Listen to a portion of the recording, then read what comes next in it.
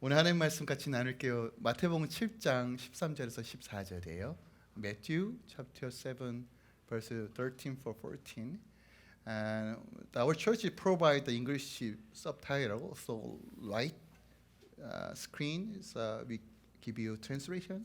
So when you come to church, you can share the Korean version and English version. So 교회 오시면 한국말 한국말 좀 어렵죠. 그래도 영어로 저희가 이게 트랜스레이션을 제공하니까 같이 오셔서 예배할 수 있습니다.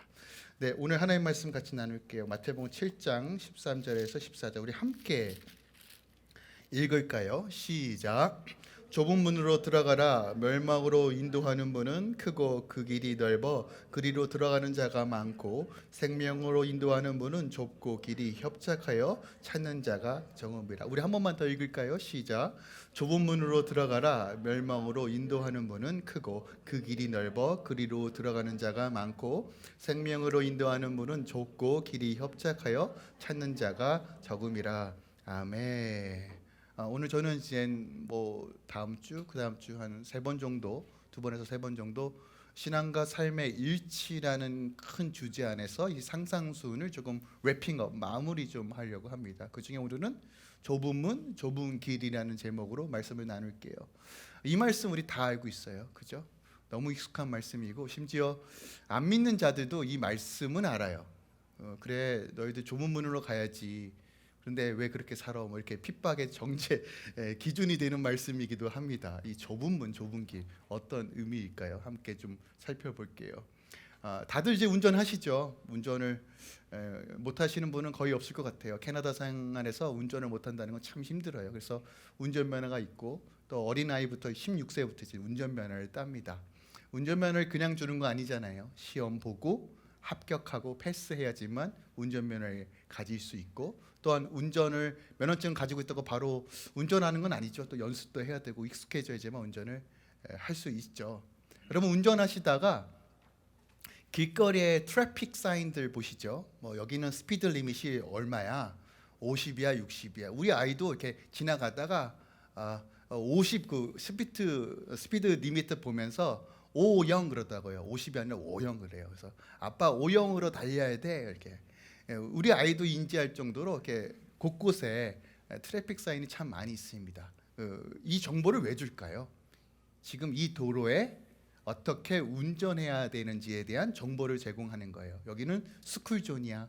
여기는 꼬불꼬불해. 여기는 스탑을 해야 돼. 여기는 갈 수 있어. 다양한 정보들을 제공합니다. 우리가 운전면허를 패스했고 법률을 다 알고 있다 하더라도 만약에 길거리에 이 표지판들이 없으면 우리는 쉽게 혼돈할 수 있고 혹은 내 마음대로 운전할 수밖에 없어요. 그래서 길거리에 사인은 반드시 필요합니다. 그런데 이런 경우가 있어요. 나는 운전 잘하니까 난 면허증 있으니까 이런 거 안 지켜도 돼 하면서 자기 마음대로 자기가 원하는 방식으로 운전을 하면 어떻게 될까요?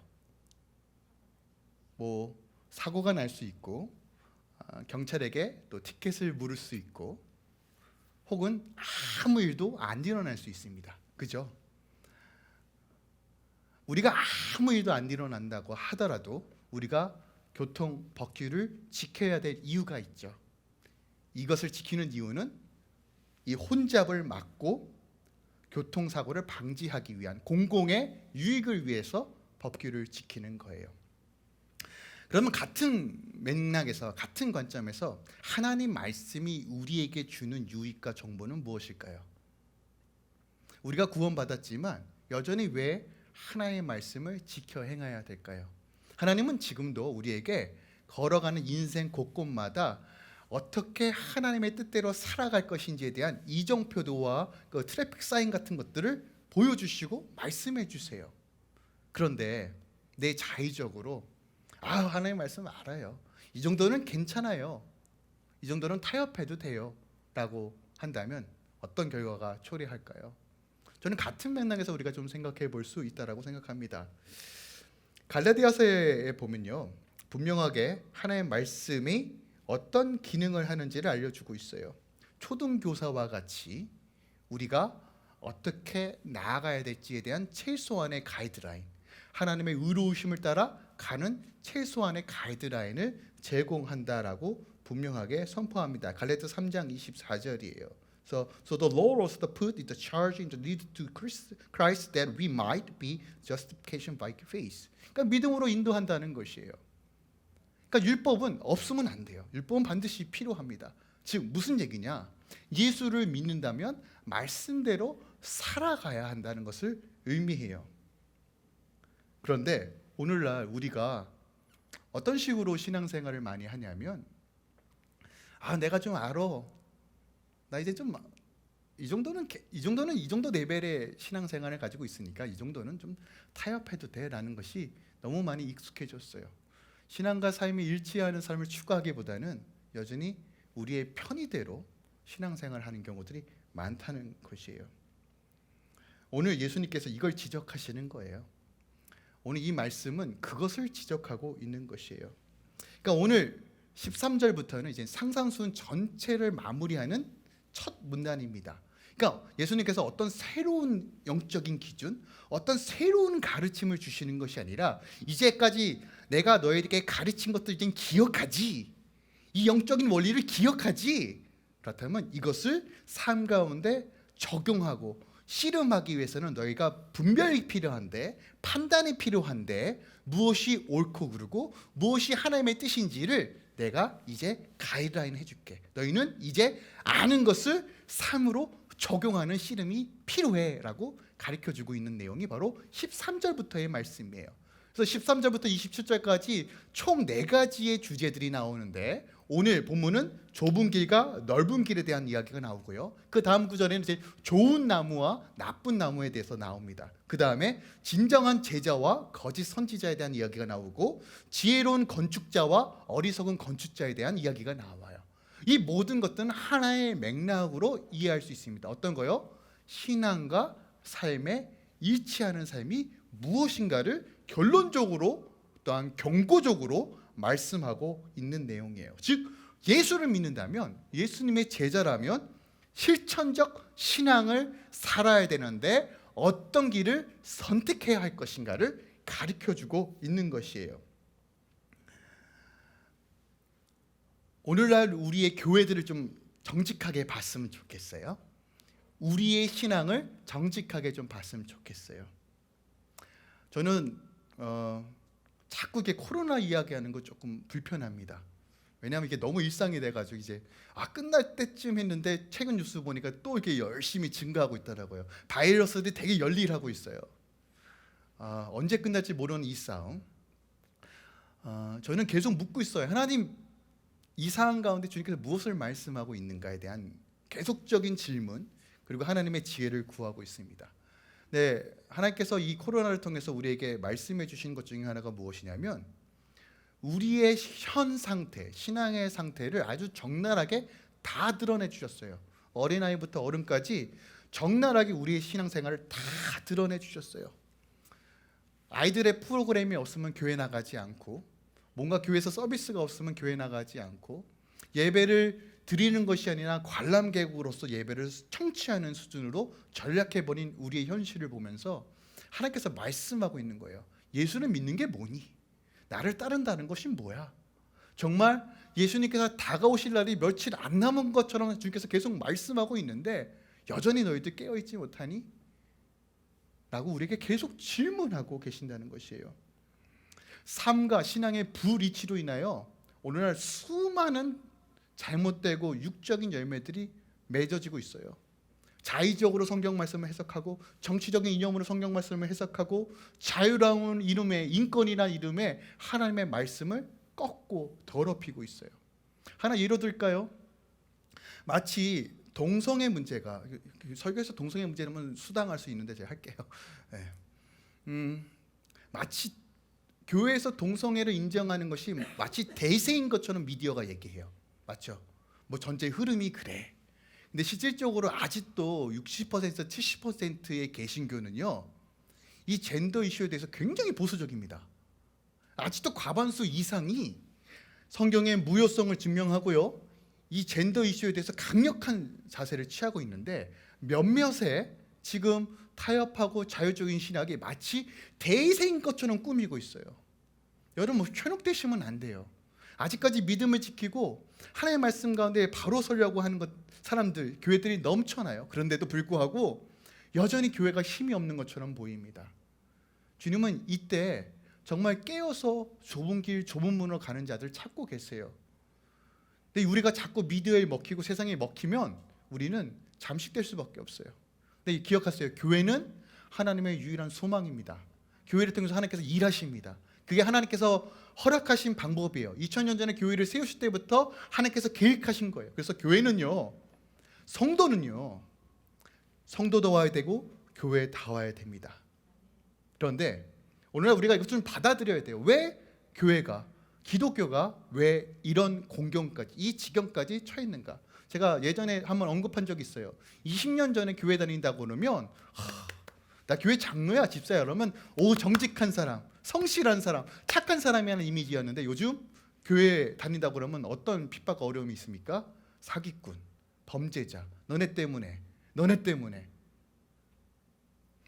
제가 한 7년 전인가 6년 전에 이런 얘기를 또 들었어요. LA에서는 자기가 목사고 장로고 선교사라는 얘기하면 안 된대요, 사람들한테. 그러면 저 사람 목사라고 얘기했어? 사기꾼이다. 이런 인식이 좀 있었다고 해요. 지금 모르겠어요. 근데 제가 예전에 선교사님한테, LA에 계시는 목사님한테 들었을 때 그런 얘기를 들었고 좀 충격적이었어요. 인식이 완전히 바뀌고 있어요. 왜 이런 결과가 나왔을까? 결론부터 얘기하면요, 여러분, 삶과 신앙이 일치가 되지 않아서 그래요. 그런 삶을 추구하지 않아서 그래요. 좁은 길을 가지 않아서 그래요.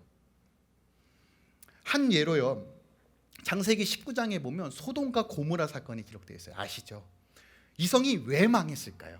이성이 왜 하나님께서 심판하셨을까요?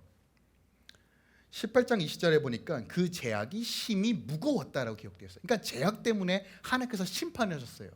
그러니까 죄악이 차고차고 넘어서 더 이상 가만히 놔두면 안 될 정도로 타락했기 때문에 그 성에 동성애가 있고 타락이고 이건 다 떠나서 그냥 하나님 보시기에 죄악이 가득했어요. 그런데 죄악이 가득했을 때 하나님께서 바로 심판하셨나요? 아니라는 거예요. 기다리시고 인내하셨어요.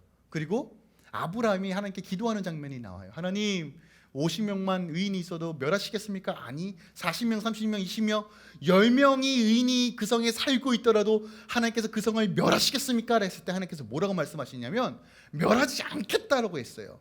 그런데 그 성 망했거든요. 그러니까 자세히 보세요. 그 성의 죄악이 가득해서 멸망을 당한 것도 맞지만 그 성에 10명의 의인이 없어서 멸망한 거예요.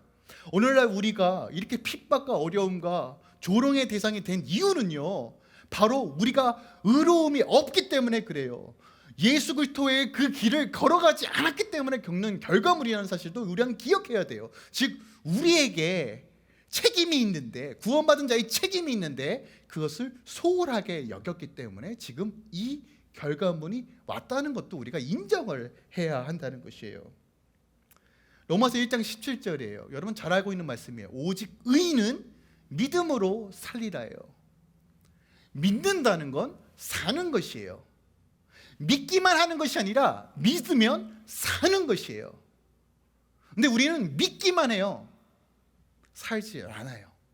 그래서 문제가 생기는 거예요.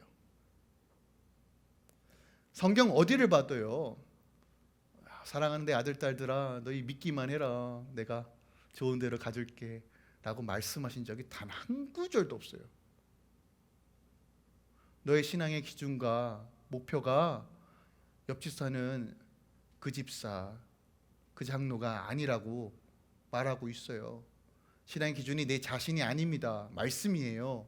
예수께서 뭐라고 말씀하시는지 들으세요. 마태복음 16장 24절이에요. 여러분 잘 알고 있는 말씀이에요. 이 말씀 되게 부담스러운 말씀인데 주님께서 이렇게 말씀하세요.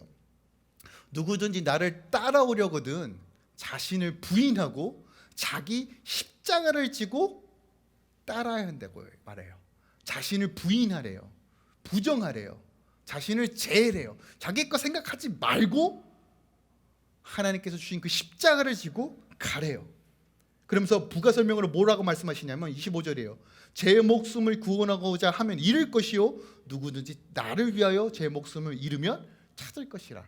주를 위해 살면 영생을 누릴 것이고 자신을 위해서 살면 망한다는 것이에요. 자, 좁은 문 좁은 길이랑 같은 맥락에서 이해하시면 돼요.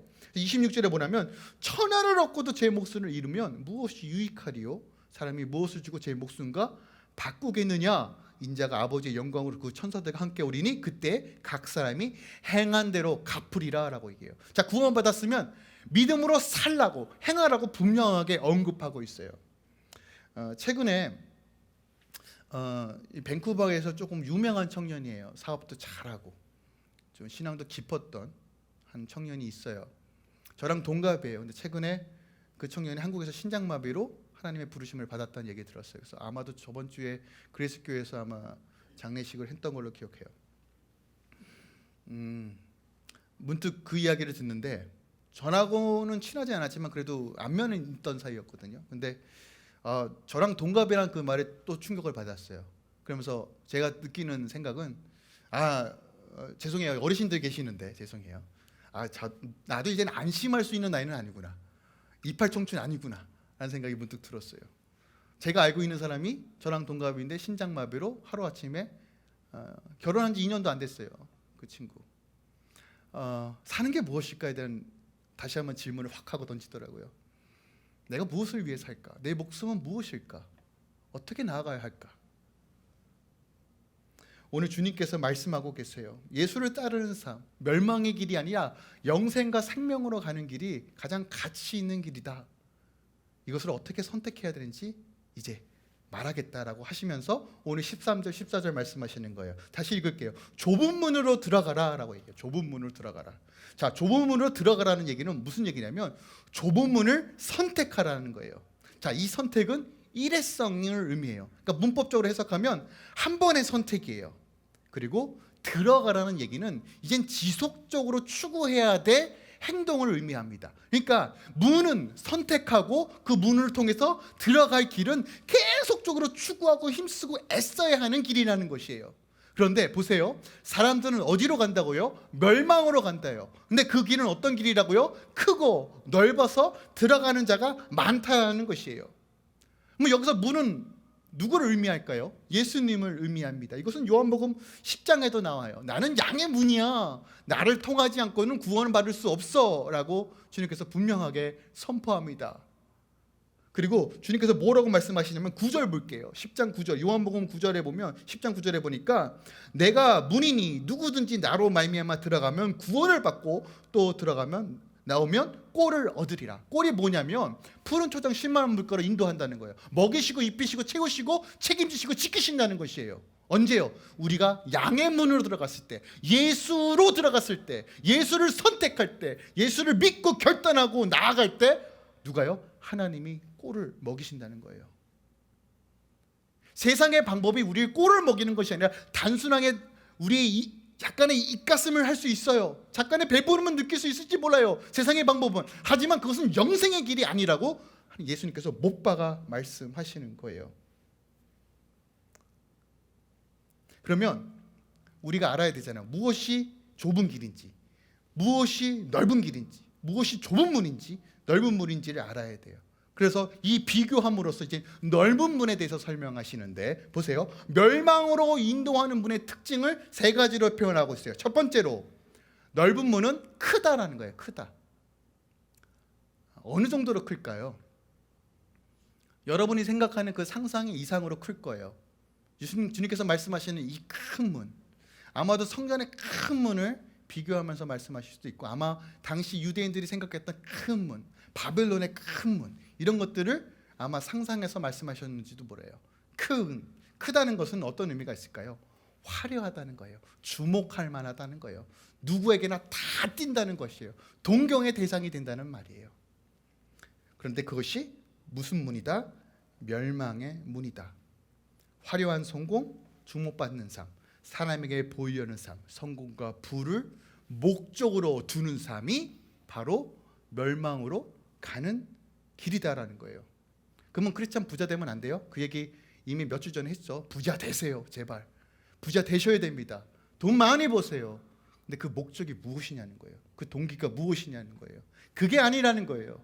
그런데 큰 문으로 가는 사람은 그것이 삶의 이유와 목적과 동경이라는 거예요. 그럼 어떻게 됩니까? 망한다는 거예요. 마치 빈수레가 요란한 것처럼 겉은 빤지름하고 크고 화려해 보이지만 그 속은 아무것도 없다는 거예요. 너희가 선택하고 분별할 때 기억해. 크고 화려해 보이니 기도해. 그게 생명의 길인지 멸망의 길인지 묻고 기도해라고 가르쳐 주시는 거예요. 두 번째 특징은 넓다라는 것입니다. 이 넓다라는 이 헬라어가 어떤 의미를 가지고 있냐면 거칠 것이 없는 광활한 땅이라는 의미를 가지고 있어요. 거칠 것이 없대요. 자, 거칠 것이 없다는 의미가 어떤 의미예요? 간섭하는 사람도 없고 제재하는 사람도 없고 내 마음대로 펼칠 수 있는 땅이라는 뜻이에요. 자, 이건 어떤 의미가 있을까요? 내가 하고 싶은 대로 다 하는 곳이라는 거예요. 하나님을 두려워하지 않고 하나님을 경외하지 않고 자신이 스스로가 주인 되어서 자기가 하고 싶은 대로 다 하는 땅을 넓은 문이라고 표현하는 거예요. 기억합시다. 인생의 주인은 하나님 것입니다. 내가 주인이 되는 순간 우리는 하나님이 무너뜨릴 나라만 세우는 것이에요. 인류의 최초의 죄를 생각하십시오. 하나님의 그 말씀에 언약하고 대적하고 쿠데타를 일어나는 순간 그 나라에서 쫓겨난 거예요. 자신의 나라를 세우고 자신이 주인이 되는 순간 멸망의 길로 가는 거예요. 그것을 넓은 문으로 표현하는 것이에요. 여러분, 광야란 땅이라고 표현했는데 땅은 성경에서 매우 중요한 영적인 원리가 있어요. 땅은 보세요. 이스라엘 백성들, 그 태초에 아브람, 한 번도 땅을 소유해 보지 못한 그에게 하나님께서 가나안 땅을 주시겠다고 해요. 땅은 그래서 동기부여, 목표, 그리고 삶의 이유와 부르심을 뜻해요. 성경에서. 그런데 이 땅에 어떤 의지로 산다고요? 하나님의 부르심대로 사는 것이 아니라 내 마음대로 살겠다고 선택한 땅이 바로 넓은 문으로 간다는 것이에요. 여러분, 땅이 넓으면 생각해 봅시다. 끝이 보이지 않는 넓은 땅 안에 서 있다라고 생각해 보세요. 어디가 북쪽인지 어디가 남쪽인지 서쪽인지 알 수 있을까요? 태양도 없이 그냥 넓은 땅이라고 생각해 봅시다. 여러분, 마치 모든 걸 다 허용하고 모든 것을 다 할 수 있으면 행복할 거라 생각하잖아요. 아니요. 방향을 잃기 딱 좋습니다. 딱 세상이 지금 그래요. 다 모든 것이 좋다 다 괜찮다, 욜로, 너희들의 생각이 중요해 라고 다 얘기하지만 기억하세요. 사공이 많으면 배가 산으로 가요. 하나님의 말씀이 고리타문해 보이고 하나님의 말씀이 비상식적으로 보여도 이 세상을 만드신 질서가 여기 안에 있습니다. 그래서 좁은 문이라는 거예요. 우리를 만드신 이가 우리를 가장 잘 알아요.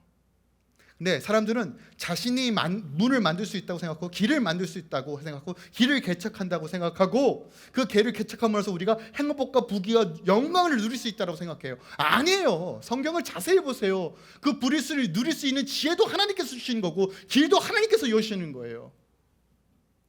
근데 이것을 상실한 것이 뭐라고요? 넓은 문으로 들어가는 것이에요. 또한 특징이 뭐냐? 들어가는 사람이 많대요. 들어가는 사람. 왜 많을까요? 크고 화려하고 자유로우니까 사람들이 편한 길을 선택하는 거예요. 보세요. 편한 길을 선택하는 거예요. 다시 말해 예수의 길은 불편한 거예요. 예수 믿으면 불편한 거예요. 내 마음대로 못하니까. 그런데 생명의 길로 인도하는 거예요. 들어가는 자가 많다는 건 무슨 말입니까? 다수가 진리가 된다는 의미예요. 다수가. 많은 사람들의 감정과 의견이 법으로 제정되고 기준이 없어요. 사람이 좋다고 여론이 좋다고 하면 그것을 법으로 통과시키는 시대에 우린 살고 있어요. 여러분, 거짓에 속으시면 안 돼요. 우리가요 왜 분별하지 못하냐면 말씀을 제대로 몰라서 그래요. 하나님께서 무엇을 말씀하시는지를 알면 우리가 무엇이 넓은 길인지 좁은 길인지 알 수 있어요. 그래서 상상순을 통해서 하나님께서 영적인 원리를 계속 말씀하시는 거예요. 외우지 말고 내 마음속에 역사하고 새롭게 하는 이 기준의 말씀을 듣고 행하라. 성령께서 너에게 지혜를 더하시겠다라고 하시는 거예요. 포스트 모더니즘의 특징이 뭐예요? 다 괜찮다는 거예요. 여러분, 그 내면에 깔려 있는 그 사상에 넘어가시면 안 됩니다. 진리 안에, 자유 안에 쓰셔야 돼요. 다수에 끌려다니는 것이 아니라 진리에 쓰셔야 됩니다. 맹목적인 신앙은 무너지기 딱 좋아요. 그래서 여러분, 말씀을 사모하세요. 그냥 막연하게 예수 믿으면 복 받는다 이런 수준으로 믿지 마시고요. 내가 왜 예수를 믿어야 되는지, 내가 왜 지금 하나님 나라를 누려야 되는지를 깨달으셔야 돼요. 이건 제 개인적인 생각입니다. 이 땅에서 부분적으로나마 하나님 나라를 누리지 못하면서 어떻게 죽어서 가는 하나님 나라를 꿈꿀 수 있어요? 이 땅에서 하나님 나라 들어가는 방법을 모르는데 어떻게 죽어서 하나님 나라를 가냐고요. 사람은요, 이 땅에서 내가 그 기쁨과 충만함을 누리지 못하면 금방 동기부여가 해이해지고 금방 좌절할 수밖에 없어요. 근데 주님은 우리 안에 생수로 터져나와 그 생수의 기쁨으로 인내하며 견디며 하나님의 샬롬으로 주님 오시는 그날까지 달려갈 수 있도록 인도해 주십니다. 그런데 이 땅에서 날마다 지옥을 경험하면서 주님 죽어서 저 천국 가죠? 하나님 품에 있을 거예요? 어떻게 이렇게 장담하냐는 거예요. 여러분, 씨름하셔야 돼요. 좁은 길로 가셔야 돼요. 그때 하늘의 문이 열리는 거예요. 이 땅에서 하나님 나라를 누리셔야지만 죽어서도 하나님 나라 갈 수 있어요. 물론 하나님의 나라를 들어가는 건 하나님의 주권입니다. 우리가 평가하고 우리가 판단할 수 없는 거죠. 하지만 제 개인적인 생각은 지금 이곳에서 하나님 나라를 누리지 못하는 자가 어떻게 하나님 나라를 간다라고 장담하냐는 거예요. 맞죠? 우리가 그렇다면 넓은 길이 아니라, 큰 길이 아니라, 다수의 길이 아니라 좁은 길로 간다는 이 개념을 이해하셔야 돼요. 그럼 좁은 길로 간다는 건 어떤 의미가 있을까? 첫 번째로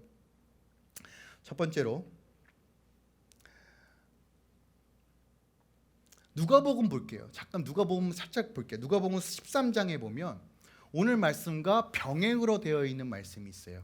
예수님께서 뭐라고 설명하시면 조금 더 구체적으로 설명하시는데, 좁은 문으로 들어가기를 힘쓰라 내가 너희에게 이르노니 들어가기를 구하여도 못하는 자가 많다라는 거예요. 보세요. 내가 주님 좁은 문으로 들어가고 싶은데 들어가지 못하는 자들이 많대요. 자, 신기하지 않아요? 내가 선택하고 내가 결정하면 뭔가 구원에 이룰 것 같은데, 뭔가 갈 수 있을 것 같은데, 주님께서 뭐라고 말씀하시냐면 구하여도, 들어가길 원하여도 못 들어가는 자가 많대요. 자, 이거 굉장히 중요한 말씀이에요. 예수를 믿어도 교회 다녀도 이 문에 못 들어가는 자가 있다는 얘기예요. 그러니까 제대로 알아야 돼요. 교회에서 이걸 제대로 가르쳐야 돼요. 이것을 향해 우리는 씨름해야 돼요.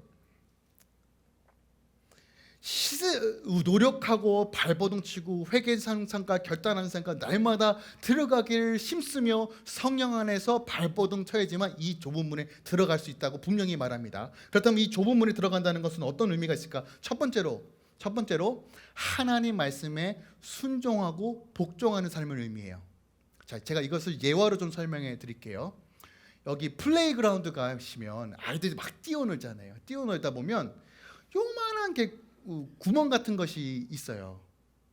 그러니까 저희 딸도 막 구멍에 들어가서 막 들어가는 거 좋아해요. 근데 제가 그 구멍에 들어가려고 하면 힘들어요, 힘 안 들어요? 힘들죠. 제 배도 걸리고 그래요. 힘들어요. 그런데 굳이 들어가려고 하면 어떻게 들어가야 됩니까? 숙이고 낮은 포복으로 마치 군대에서 훈련 받는 것처럼 그렇게 겨우겨우 놓아야지만 들어갈 수 있는 거예요. 내 체면을 포기하고 내 생각을 포기하고 내가 낮아져야지만 들어갈 수 있는 것이 좁은 문이에요. 자, 좁은 문으로 들어가라는 얘기는 그거예요. 너의 생각이 우선이 아니라 하나님의 말씀에 순종하라. 그것이 좁은 문으로 들어가는 거예요. 여러분, 선택의 기로에 계실 때 늘 기억하세요. 하나님의 말씀을 선택하겠습니다. 이것이 좁은 문이에요.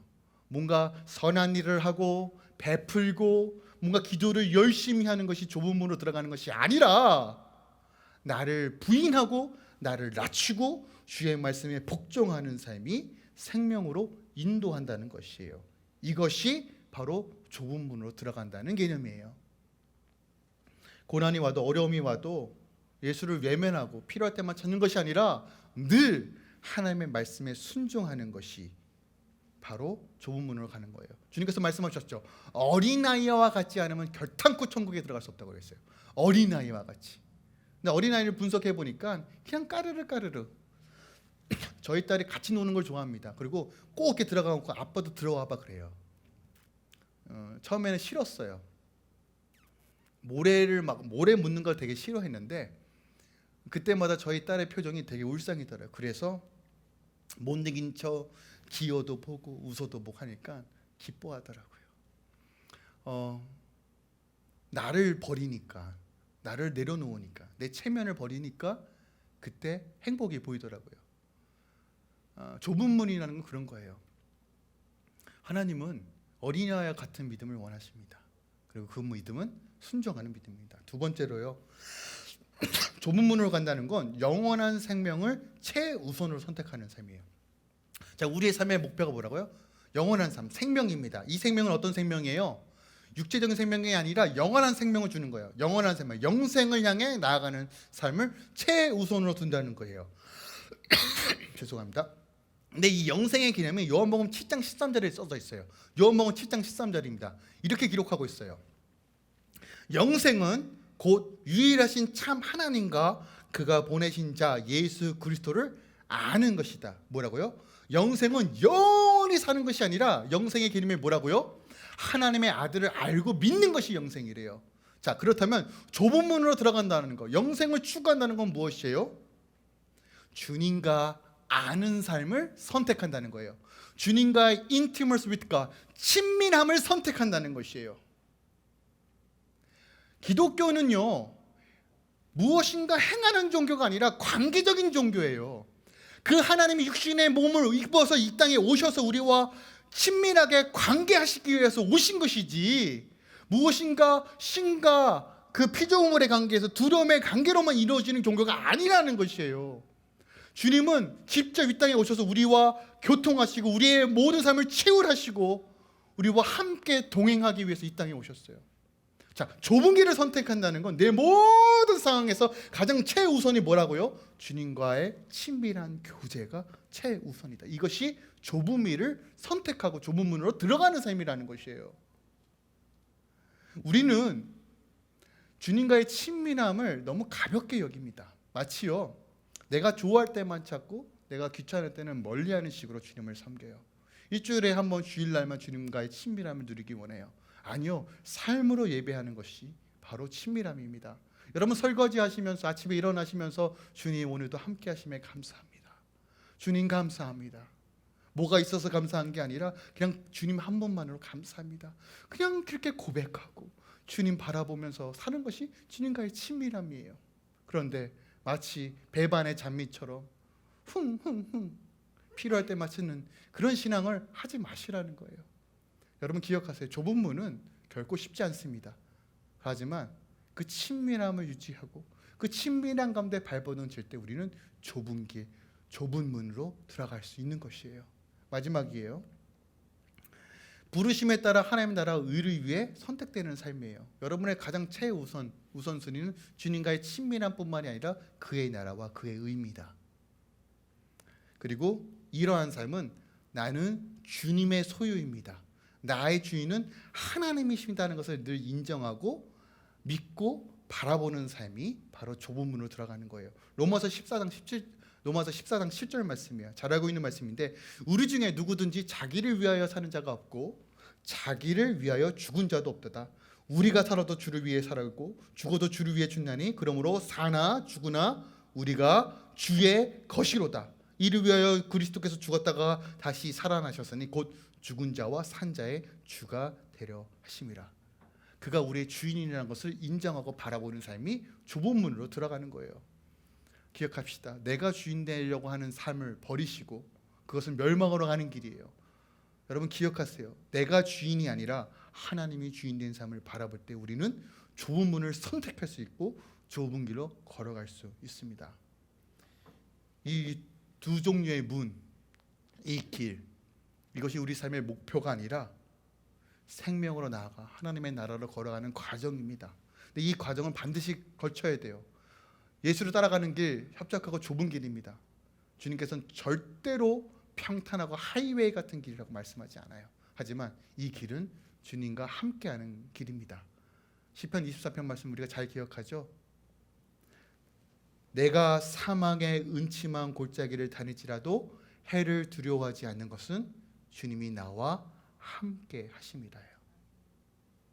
여러분 삶의 여정에서 이 좁은 길을 누가 함께 하신다고요? 주님이 우리와 함께 하신다는 거예요. 그것만으로도 우리는 능히 좁은 길 선택할 수 있고 걸어갈 수 있습니다. 여러분 오늘 이 아침에 다시 한번 여러분들에게 도전을 주기 원합니다. 길거리에 보이는 표지판들, 하나님께서 말씀으로 우리 때에 따라 어떤 길로 가야 되는지 계속 말씀하고 계세요. 성령께서 우리 안에 감동하시고 역사하시고 계속 말씀하세요. 그 음성 저버리지 마세요.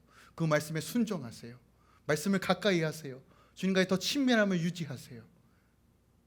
그래야지만 살 수 있습니다. 그래야지만 믿음 지킬 수 있어요. 그래야지만 우리가 하나님 나라를 누릴 수 있습니다. 이러한 삶 사시기에 예수 그리스도 이름으로 축원드리고 부탁드립니다.